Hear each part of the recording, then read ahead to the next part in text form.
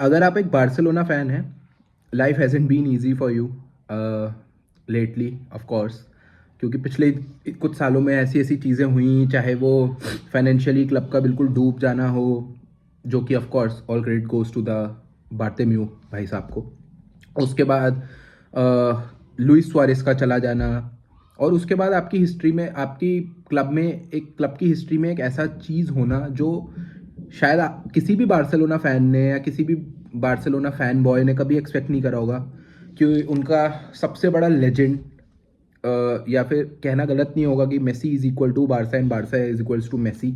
और आप देखेंगे लियो मेसी छोड़ते हुए जाते हुए, बारसा को गुड बाय बोलते हुए, और बिल्कुल इस चीज़ के बाद बिल्कुल कहते हैं ना, बिल्कुल डूब गया बिल्कुल club. Fans were after the administration, सब लापोर्ता के पीछे पड़ गए थे कि how did he let it happen, जबकि उसने सिर्फ इन टर्म्स पे इलेक्शन जीता था कि मैं लियो मेसी को रिन्यू करवाऊंगा। तो और अगर आप ऐसे कुछ ना कर पाए जो आपने प्रॉमिस करा हो इतने बड़े फैन बेस से, तो ऑफ कोर्स चीज़ें आपके अगेंस्ट जाएंगी। थोड़ा बहुत लापोर्ता ने कॉम्पनसेट करने की कोशिश करी जब लापोर्ता शावी को लेकर के आया, और ये कहना गलत नहीं होगा कि शावी हर्नांडेज ने काफ़ी हद तक उस बिखरी हुई बच्चों से भरी बार्सिलोना को एक हल्की सी आइडेंटिटी दी, एक हल्का सा कैरेक्टर दिया। और जो ड्रेसिंग रूम बिल्कुल ख़त्म हो गया था, मेंटली बिल्कुल बर्बाद हो चुका था, उसको थोड़ा बहुत ये रियलाइज़ कराया कि you have a lot of potential guys, and you just need to know it and just need to show it on the field. कहीं ना कहीं वहाँ से चीज़ें बेहतर होने लगी, और हल्की हल्की हम आपको प्रोग्रेस देखने लगी होगी। मैं ये नहीं कह रहा कि बहुत चीज़ें अच्छी हो गई हैं हमारे लिए और हम एक बहुत अच्छी सिचुएशन में आके खड़े हो गए हैं। ऑफकोर्स सिचुएशन आज जो है हमारी बहुत ख़राब है, लेकिन अगर आप 3 साल या 2 ढाई 3 साल पहले अगर चीज़ों को देखें, शावी के आने से पहले हम ऐसी कंडीशन में थे कि हम ये नहीं हम बहुत ही लोअर टेबल टीम्स में अगर हम compete कर रहे हैं या हमारा कोई मैच है, तो हमको ये भी भरोसा नहीं होता था कि हम ये मैच जीत पाएंगे या हम ड्रॉ भी कर पाएंगे। ऐसी कंडीशन से अगर आप 1 साल पहले कोई ला लीगा जीते हैं, तो all credit should be given to the manager and to the administration उस चीज़ के लिए। और एक हल्का सा हमको प्रोग्रेस देखने को मिली। तो वीडियो का टाइटल देख करके आप बिल्कुल समझ ही चुके होंगे क्या हमारा आज का टॉपिक ऑफ डिस्कशन रहने वाला है। वी वुड बी डिस्कसिंग कि क्या बार्सिलोना के अराउंड चीज़ें चल रही हैं। फर्स्ट ऑफ ऑल स्वागत है सबका चैनल पे, वेलकम टू द फुटी प्लैनेट। एंड हम लोग डिस्कस करेंगे आज कि कौन सा बार्सिलोना का अगला मैनेजर हो सकते हैं। जनवरी ट्रांसफर विंडो के बारे में डिस्कस करेंगे, ऑल दो कुछ ज़्यादा है नहीं डिस्कस करने के लिए, but we will be doing that. हम लोग एडमिनिस्ट्रेशन के ऊपर थोड़ी से डिस्कस करेंगे, लापोर्ता एंड पार्टी के बारे में डिस्कस करेंगे, क्या ये एडमिनिस्ट्रेशन रन हो रहा है या क्या बोर्ड किस तरीके से देख रहा है।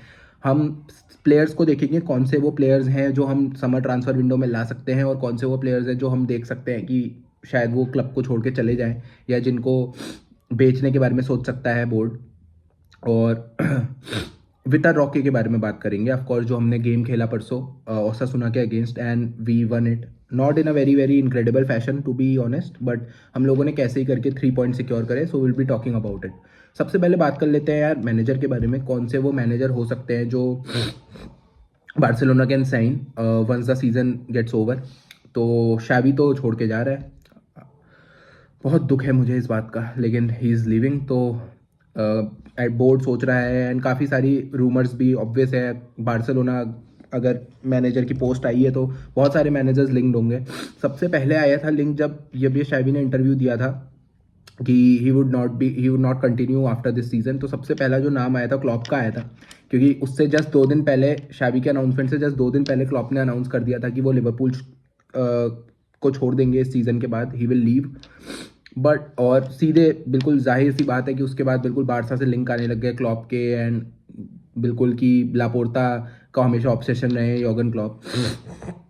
सबसे पहले तो यार मैं कैसे देखता हूँ इस चीज़ को, first of all I would be the happiest person on planet of earth अगर योगन Klopp joins Barca. It would be a dream come true for me, genuinely. मेरे जैसे हर बारसा फैन बॉय को चाहिए भाई क्लॉप जैसा मैनेजर, जो आकर के नॉट ओनली फुटबॉल सुधारे, जो आकर के कल्चर सेट कर जाए, जो हमको बहुत ज़्यादा ज़रूरत है, जो आके कैरेक्टर दे टीम को, जो आके एक आइडेंटिटी दे टीम को।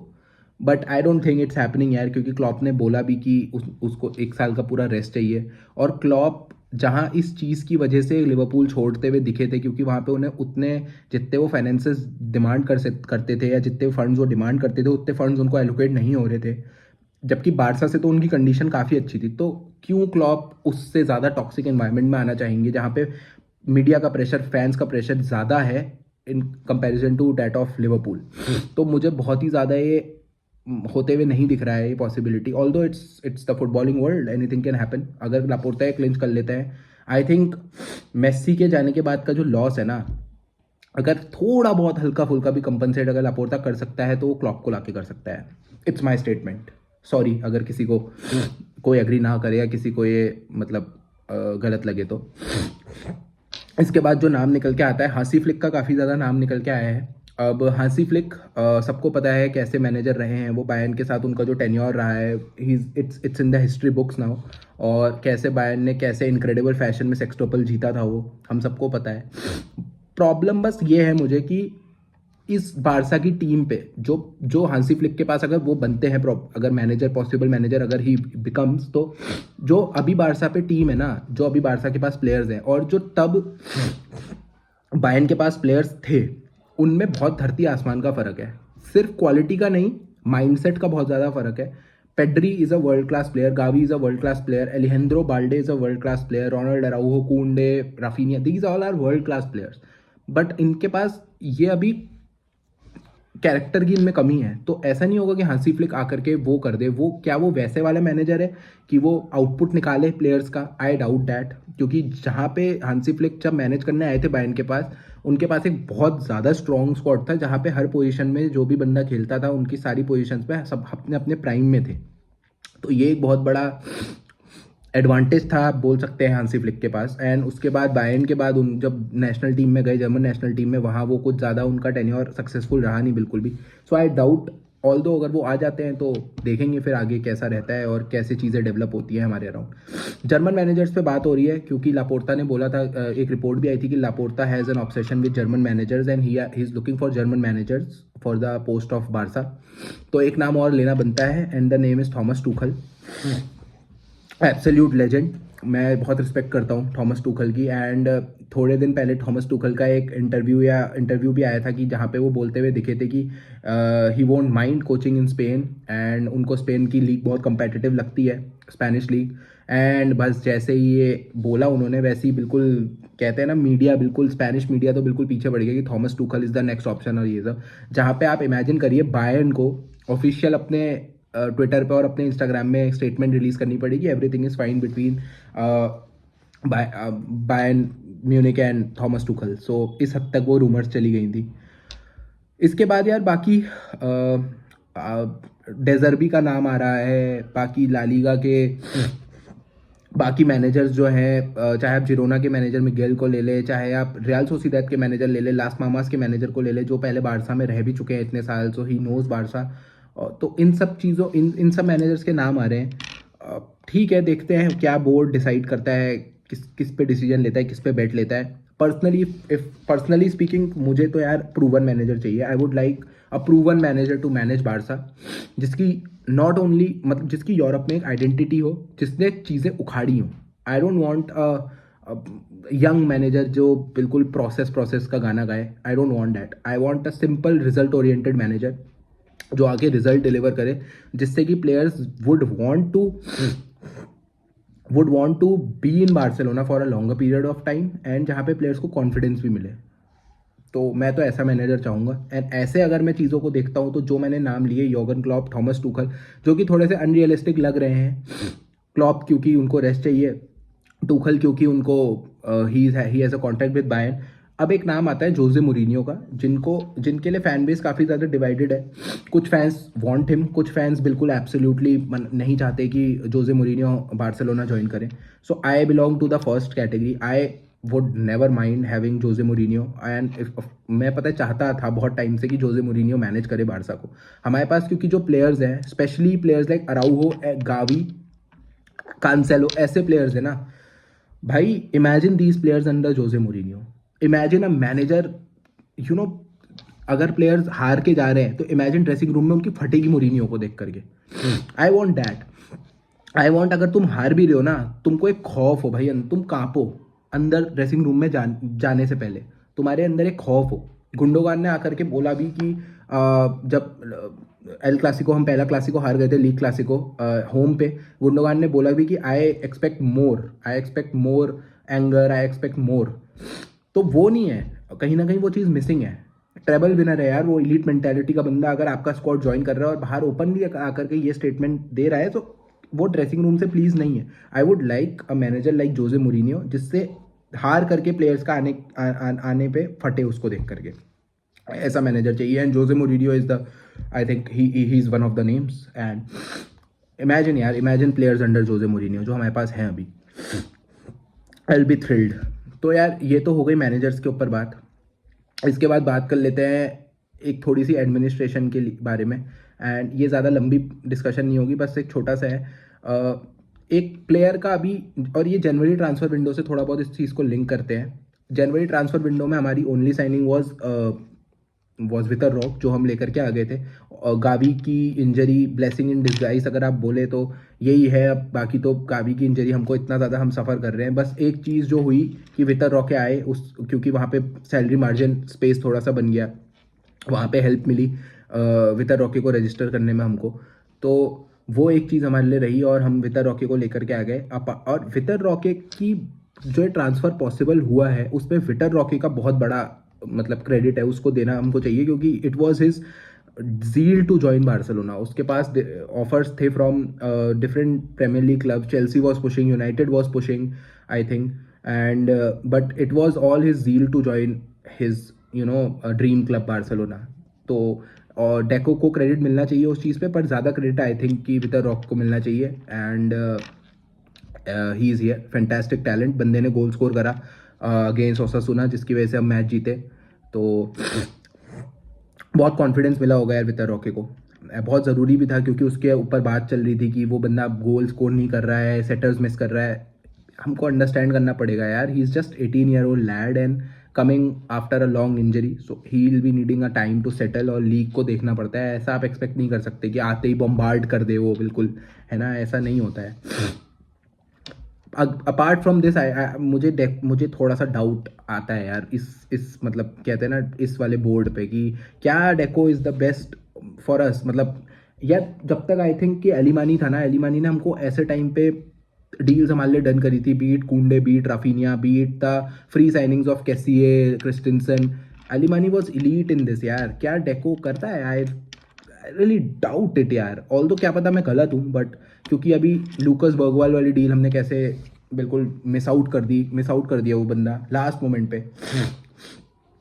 मैं यूजुअली रिएक्ट नहीं करता हूँ जब तक का कोई टॉप टियर सोर्स से न्यूज़ ना आए, बट इस बार Fabrizio was posting it a lot, Fabrizio ने बहुत ज़्यादा इसको चीज़ को पुश करा था, एंड आई थॉट कि ये हो जाएगा। बट जब वहाँ पे आया ना कि एक पहले दिन ही was in Barcelona and his entourage was discussing all the contract details, sporting wise और हर चीज़, उसके बाद जब वो फर्स्ट डे में क्लोज नहीं हुआ ना और सेकेंड डे आ गया, I had a doubt.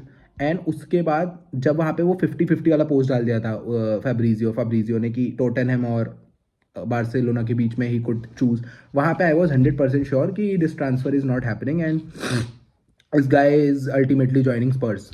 But मुझे उतना ज़्यादा दुख नहीं है। अब अगर हम जैसे आर्दा गुलर वाले केस में हम मैड्रिड से हार गए थे, हम बिडिंग वॉर पे नहीं गए, वहाँ पे I felt a lot, but यहाँ पे अगर if he is choosing Spurs over us, तो भाई सॉरी फॉर हिम यार, with all due respect to Spurs, sorry to Lucas बर्गवाल।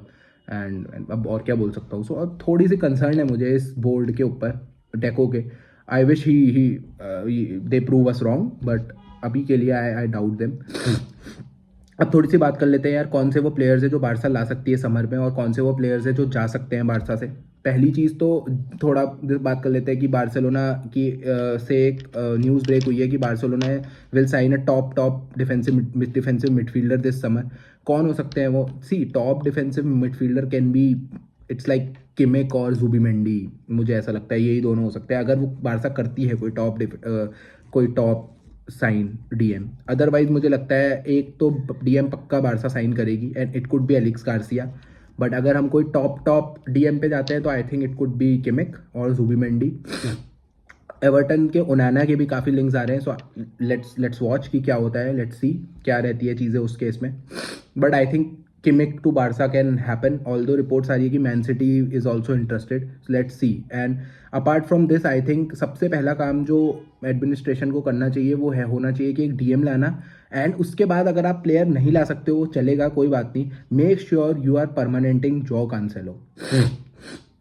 भाई जॉ कांसेलो का परमानेंट होना बहुत बहुत इंपॉर्टेंट है. उस एक बंदे का परमानेंट होना आपको मल्टीपल नए जो भी नया मैनेजर है उसको मल्टीपल ऑप्शंस दे सकता है. He can play on either flank, he can invert as he can give you that midfield superiority also. Numbers midfield में आपको सुपीरियोरिटी प्रोवाइड करा सकता है वो बंदा. He is a top talent. And Joao Cancelo को परमानेंट करना चाहिए. That's it. अगर जॉ कांसेलो परमानेंट नहीं होता है सो डेको एंड पार्टी के लिए it doesn't look good then, अगर जॉ कांसेलो परमानेंट नहीं होता है तो, और एक डीएम नहीं आता है तो. इसके अपार्ट कौन से वो प्लेयर हो सकते हैं जो जा सकते हैं? आई थिंक बार्सिलोना का बोर्ड और बार्सिलोना फैंस भी they would not want to continue with Robert Lewandowski. I personally want Barca to sell him to Saudi. एक अच्छे अमाउंट पे 50-60 मिलियन हमको वहाँ से निकालने चाहिए लेवेंडोस्की के लिए. एंड अगर लेवेंडोस्की डजंट मैटर, वो 30 गोल भी मार देता है रिमेनिंग ऑफ द सीजन, अगर लेवेंडोस्की 15 गोल और भी मार देता है तब भी ये चीज़ चेंज नहीं होगी. लेवेंडोस्की का ही इज़ डन. लेवेंडोस्की का फर्स्ट टच खराब हो चुका है पूरा. उसके पास ही इज़ क्लूलेस. बॉक्स के अंदर he is clueless. He used to be the best player inside the penalty area, but अब वो बिल्कुल ही इज़ डन यार. इसके बाद मुझे ऐसा लगता है कौन से प्लेयर जा सकते हैं. Although I never want Pedri, Frenkie and Araujo, Gavi, इन प्लेयर्स को कि कोई भी टच करे हमारी टीम से. बट मुझे आई डाउट यार. लापोर्ता इज़ अ पॉलिटिशियन यार. अगर मुझे पता नहीं, ऐसा लगता है कि क्या हो सकता है अराउहो को आप देख सकते हैं लीव करते हुए. एंड इसका रीज़न ये है कि अराउहो के लिए 100 मिलियन तो तैयार थे ही. क्लब यहाँ पे ऑफर 100 मिलियन कर रहे थे. एंड यू नेवर नो यार, यू नेवर नो, क्या पता टेम्प्ट हो जाए board. Although he is the future player, he is the leader, I never want him to leave, but circumstances को देखते हुए मुझे ऐसा फील आता है कि board could consider selling him. Although I don't want him. Rafinha could be a sellable asset, Kunde could be a sellable asset, but सबसे बड़ा जो मुझे लगता है प्राइस टैग जो है इस टाइम पे फ्रेंकी और अराउहो के लिए है. Frenkie I don't think they would consider Frenkie को बेचना, बट आई थिंक अराउहो के केस में मुझे लगता है, पता नहीं क्यों, क्योंकि डिफेंडर्स नंबर ऑफ डिफेंडर्स काफ़ी ज़्यादा है बारसा के पास, तो अराउहो को कुछ बोर्ड कंसिडर कर सकता है. Although I don't want it to happen. So let's see यार क्या होता है और इस सीज़न में हम क्या करते हैं. इस सीज़न तो वैसे और कुछ ख़त्म ही हो चुका है. बस हमको ये सोचना चाहिए कि ला लीगा में हम कैसी fourth finish under top 4 finish कर लें, क्योंकि La Liga is competitive. La Liga competitive हो चुकी है. Athletic Bilbao is also pushing. Atletico is in the race. Girona are killing it. Real Madrid obviously table toppers. ठीक है, तो देखना पड़ेगा यार. टॉप 4 हमको फिनिश करना ही पड़ेगा. It's a challenge for us, but we have to beat the top 4. And Champions League तो कुछ एक्सपेक्ट मत करो यार. Although I want Barca to go 1-2 round आगे तक जाएं ताकि थोड़े फंड्स एलोकेट हो जाएं, जिससे हमको अच्छा फ्रंट पैसे आ जाए हमारे पास प्लेयर साइन करने के लिए. So let's see what happens. Until then keep supporting, keep subscribing the channel, keep liking the content. If you like the content, do make sure that you are liking it on YouTube. And thank you, and keep watching, keep supporting Vizcaya Barca.